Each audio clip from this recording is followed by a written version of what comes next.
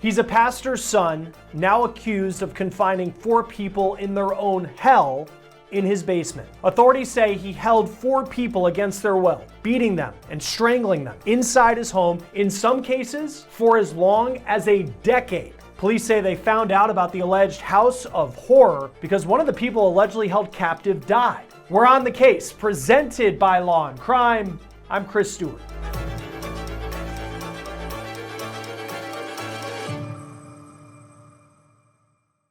When I read the headline to this story, I had to read it twice because it was so shocking, so disturbing, and it's the kind of story where you just can't comprehend that something like this could allegedly happen. But police in Lancaster, South Carolina say these allegations are very real, and they center around the man you see here. His name is Donnie Ray Birchfield Jr. He's now under arrest. He's facing several charges. I'll tell you about those in just a moment. Law enforcement has told us, by the way, that more charges could be coming pending the outcome of an investigation that is still ongoing. So let's go back to when police first discovered what was allegedly happening inside Birchfield's home. The story begins on July 25th. Police in Lancaster, South Carolina, it's about an hour south of Charlotte, they got a call about an unattended death inside Birchfield's home. According to warrants obtained by the Post and Courier media outlet, police determined that the woman who had died inside that house had died actually a day prior to them showing up at Birchfield's home. They say there was also evidence that the woman was physically denied food, water, and medical treatment. This was just the beginning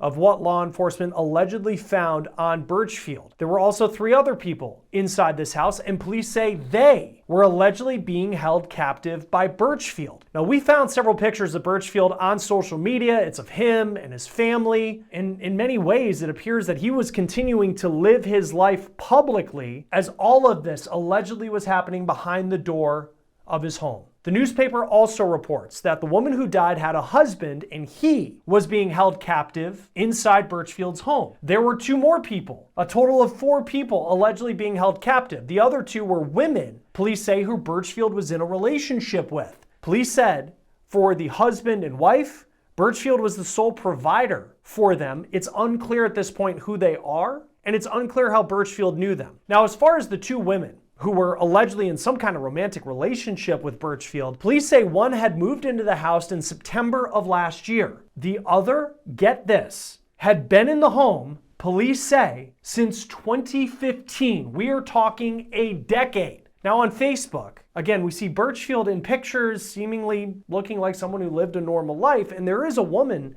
who he is with in a profile picture, but we don't know who that is. Now, according to police, Birchfield kept the 4 in his basement, and they were only allowed to leave when he let them. Birchfield also controlled the victims' cell phones, police say. He stopped them from calling for help. He also allegedly controlled when the victims would eat and when they would use the bathroom. Physically, police say Birchfield abused the victims, including by strangling them. One woman allegedly told police that Birchfield threatened to kill her and her family, and that he said he knew how to get rid of a body from past experience. Then, since 2021, police allege that Birchfield used the couple's credit card and debit card to pay for at least $2,000 to buy items online from Walmart. There were 32 transactions, in fact, and police say they were all for Birchfield. And financially, he wasn't done because he also allegedly spent nearly $12,000 of that couple's money over the first 8 months of this year, and that was to pay off multiple credit cards. You might be wondering, what kind of monster is this? Well, a member of his family is pushing back on these allegations, calling them gossip. I'll tell you what she had to say in just a moment. What we do know about Birchfield, again, you saw a lot of pictures with him and his family. It appears that he is the son of a Baptist pastor in Lancaster, South Carolina. It also appears he's just a huge fan of professional wrestling. His social media shows him with several wrestlers, and this one in some ways is sadly ironic because you can see a chain around Birchfield's neck. What he's accused of course, in this story, it's not just some gimmick or storyline. This is very real. And again, someone died. And the question is, will he face charges for that? Police say the investigation is ongoing. Now, as far as at least one person who may be in his corner on social media is his sister, because she posted on Facebook, quote, "Before you share or repost anything about my family, please stop and put yourself in our place. What if it were your son, your brother, or your friend being gossiped about and judged online, spreading speculation, Repeating unverified claims and adding commentary only causes more harm. It's not helping anyone. Now look, it is true that we have not heard Birchfield's side of the story. And if there's any chance that all of this is some big misunderstanding, certainly we'll wait and hear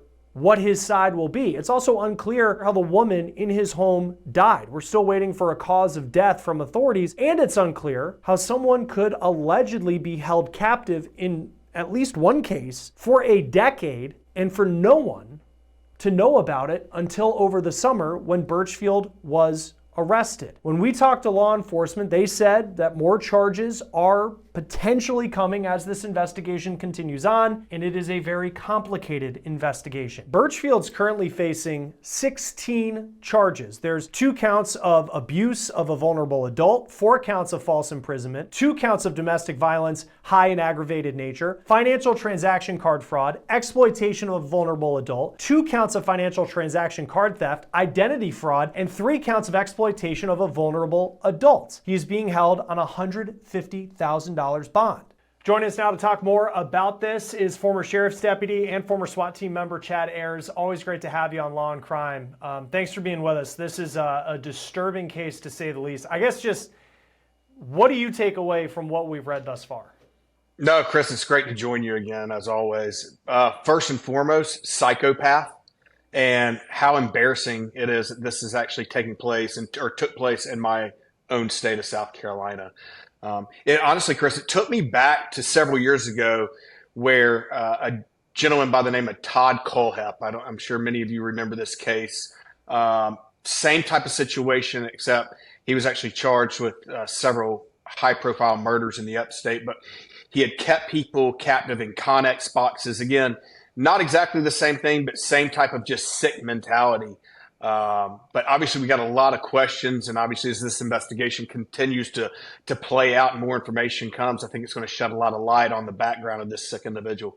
We typed Donnie Birchfield's name into truthfinder.com and we saw the address that police say these horrific crimes allegedly happened in. We used Truthfinder to learn more about the people involved in our stories. They can give you criminal background checks as well as known addresses so you can understand someone better. But even if you don't work in true crime, Truthfinder can be a great resource to give you some peace of mind, as it's one of the largest public record search services in the United States. And with the paid subscription service, you get access to unlimited reports about almost anyone.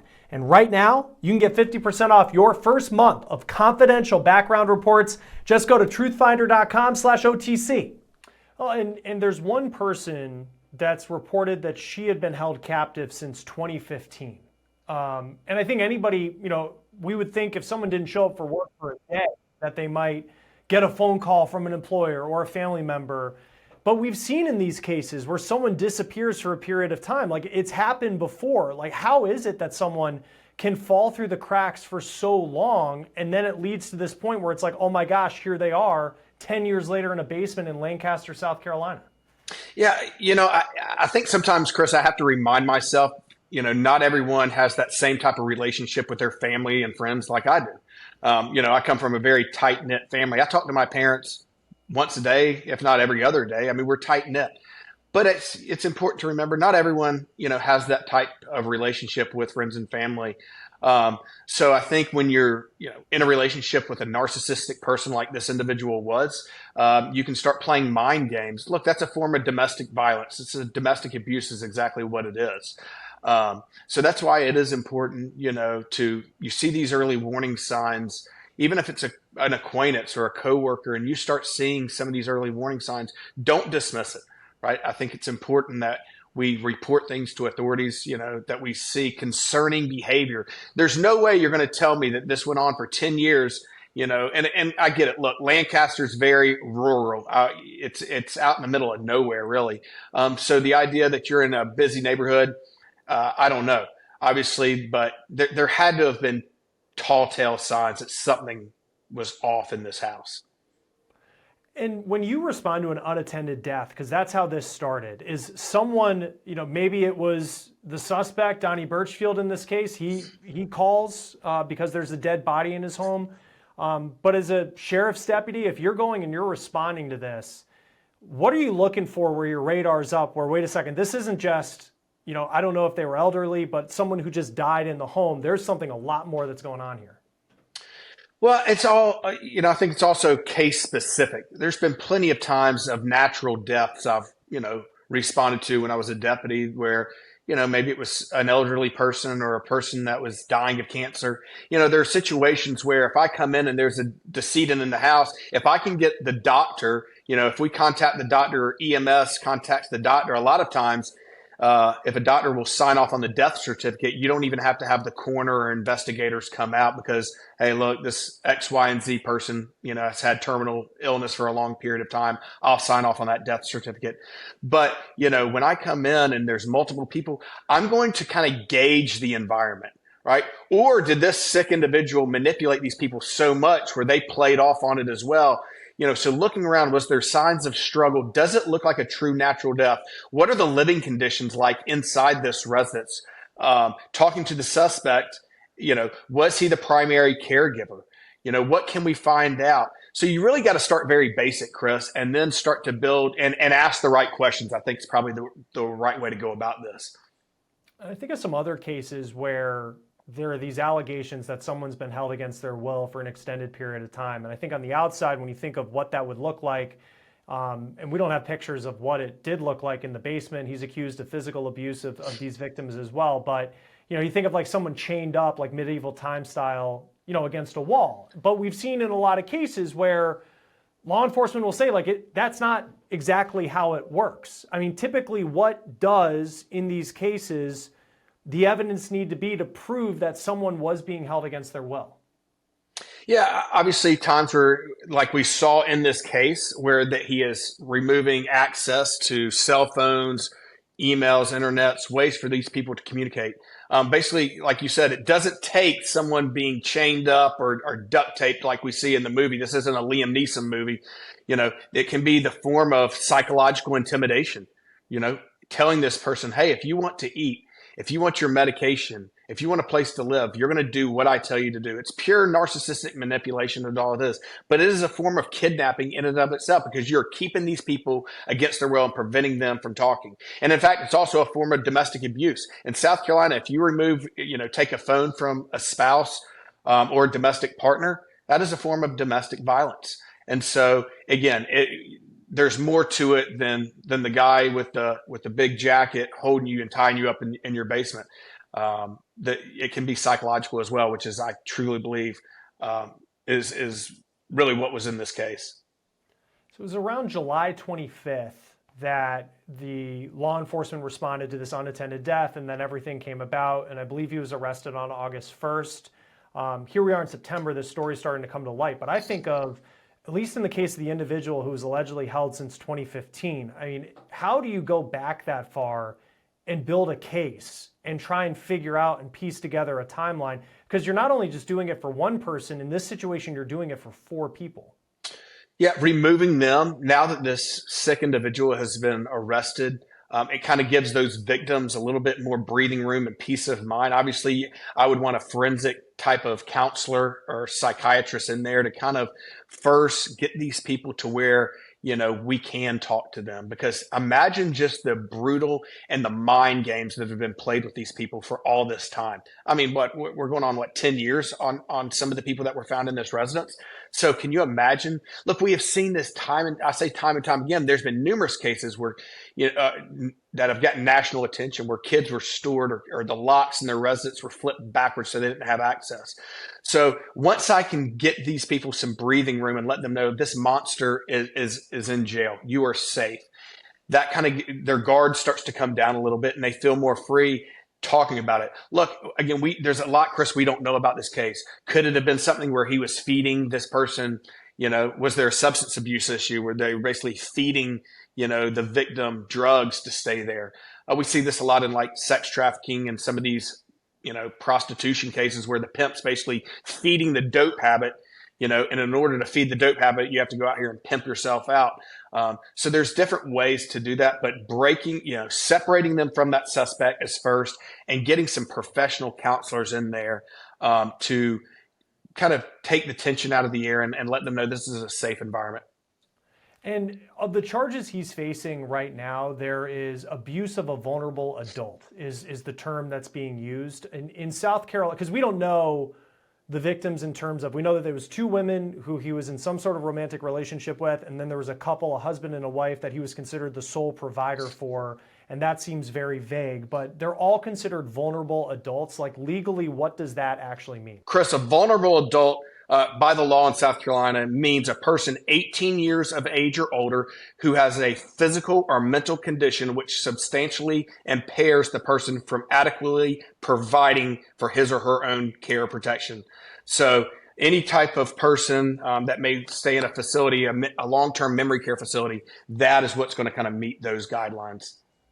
Yeah, and because I also just think too, I mean, because he's in pictures with family members on social media. It's been reported that his dad is a pastor in a small community. I mean, a Baptist preacher that people know in the community. I mean, and I don't know what their relationship is or, how often they were together. But from a law enforcement standpoint, not only are you kind of piecing together the stories of each of these four people, but you have to think at some point somebody saw something. And I mean, what type of charges, I'm not saying for the dad, I'm just saying generally speaking, if people knew that there were people inside this home, I mean, how do you go about figuring out whether someone else could be involved in this? Yeah, so obviously we could have conspiracy charges or, hindering investigation charges. If you knew and you didn't report that, you're just as sick as this individual is. So again, that's where in this investigation, I promise you, they are diving into cell phone records, digital media to see exactly who knew, who was communicating with this person. Obviously, we are reading now a lot that the suspect was, financial crimes. Taking advantage. First of all, this is two things I've always said. You don't mess with a child. You don't mess with an old person. You want to piss me off? That's the two best ways to do it. I've got no sympathy for someone like this who is taking advantage of these vulnerable people financially, mentally, sexually. Who knows what's going to come out from this investigation? But this is where diving into that forensic evidence and doing a lot of interviews with neighbors, friends, and families is hopefully going to shed a lot of light as to, how did we get here? How did we get to this place that we're at today? What was the relationship? How did he know these two elderly people in the residence? There's still a lot of questions out there. And that's why I think it's important that we wait till this full investigation is fully transpired before we, I don't like giving my hearsay on things until a lot more is out. For sure. And I think, in terms of what we were told by the local police, that they're expecting or saying more charges could come. Obviously, there's an investigation, a lot of questions about that. The financial crimes part is interesting. And you talk about getting fired up because it was noted that he used, I think it was $2,000 off a credit card to go buy stuff at Walmart only for himself. Like, police were very clear. Like, it's not like he was going to get things for the people in the house. And $11,000 to pay off credit card stuff that he had going on. And it seems like in some of these cases too, not only do you have the abuse, but then as you're piecing together a case against somebody, this is someone who only cared about himself. Yeah, look, there's so many scams that go on aside from this case, right? These people that call on the elderly to take advantage of them, say, "Hey, listen, you missed jury duty. You have a warrant for your arrest. Put money on a Visa or a green dot card, send it to me." They prey on the vulnerable. And so again, this guy wouldn't have done this to a normal, day-to-day hardworking individual that's smart enough to pick up on it. So that's what really frustrates me and takes it to a totally different level. The word vulnerable. All right. And so, again, they go after the people who are easy targets. So and this is important. If you have family members in these assisted living facilities, retirement homes, you have caregivers in and out of the house, do your research, do background checks. Listen, I was blessed to have both my grandparents lived well into their mid 90s. And we had home health care in there, amazing ladies that sat with them. But we also did our due diligence on running background checks on these people before they had access to, my grandmother's purse and all this, personal information that's in there. I think it's important, family and friends of people who have loved ones in these facilities, is just to make sure that you're doing your research on their financial situation, monitoring their bank accounts. And if something is suspicious, we need to act immediately. And lastly, going back to the fact that in South Carolina, I mean, like psychological abuse is something that the law recognizes. It doesn't just have to be, and he is accused of the physical abuse as well. But how do you, as you're putting a case together, because I could see the defense attorney, and there's actually one case we've been covering out of Connecticut. Her name's Kimberly Sullivan. She's accused of keeping her stepson captive inside the house for 20 years. And the defense attorney argues, where's the locks on the doors? She's not accused of any sort of physical abuse, but he's pushing back on any idea of psychological abuse. How do you put a case together with evidence that psychological abuse was happening that you'd be able to present to a jury? Yeah, honestly, Chris, it's going back to those forensic interviews and those forensic counselors getting in there. And because we see this a lot in like domestic abuse cases, right? The spouse, and let's just say females for right now, because obviously most domestic abuse happens to females. I get it, it happens to men too. But when you have manipulated someone for so long into thinking you're not going to have a roof over your head anymore, I'm going to take your car away from you, I'm going to leverage the children, I'm going to leverage all these things, you feel almost like helpless. You feel like I have to bow down and do whatever, this individual is telling me to do, or I'm going to lose my livelihood. I'm going to lose my kids. Or worst case scenario, if I leave this person, it's going to turn out to be in a situation where this person comes back to kill me. So I can understand it when you have been warped and all the mind games have been played for so many years. People are hesitant to come forward. They're scared, and that's okay. So putting them in an environment and getting the right type of counseling in there to open up these doors and to work through the scars. Imagine the counseling that these individuals are going to need to be in for the rest of their lives after living in such a hard situation, in a demented situation for so long. So, Chris, I want to say this one more time. I talked about this last week, actually, when I was up in New York, when I joined Jesse on Sidebar. If you are in an abusive relationship, you need to get out. I second that. I said it last week. South Carolina is always one of the top leaders in the country for deaths and injuries to women in domestic situations. Whether it is a domestic abuse type of relationship, or you've got a loved one living in a situation with a caregiver that's not taking good care, family, friends, step up to the plate, notify the authorities, and we owe it to that innocent person to get them in a living condition that is safe and where they are being taken care of. No, that's incredibly well put. And I think in putting this story together, as much as it's like, wow, I can't believe this would happen, like we've been able to share situations where it has happened before. Sure. I even think back, I was just thinking now of, I forget the name, I'm blanking on it, but the story out of Cleveland of those girls inside the house like years ago who came out. We just see these stories time and time again. They're incredibly shocking. Chad Ayers, it's always great to have you on Law and Crime. Thanks for helping us break this one down. Chris, thanks again. Look forward to the next one. That will do it for On the Case, presented by Law and Crime. Subscribe to us on YouTube and Spotify. I'm Chris Stewart. We'll see you next time.